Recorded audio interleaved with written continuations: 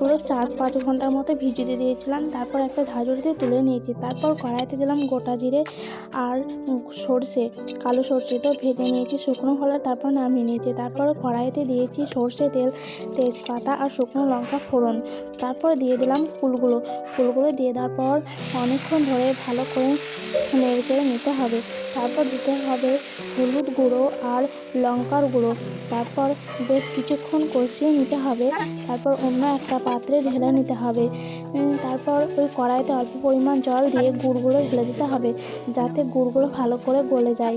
তো তা করতে করতে আমরা শিলেতে ভাজা মশলাগুলো বেটে নিয়েছি আর এদিকে গুড়টা ভালো করে গলে গেছে। তার উপরে দিয়ে দিলাম কুলগুলো আর অল্প পরিমাণ জল। তারপর নাড়তে থাকতে হবে।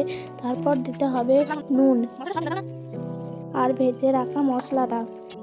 তারপর কিছুক্ষণ রান্না করে নিতে হবে। তারপর রেডি হয়ে যাবে কুলের আচার।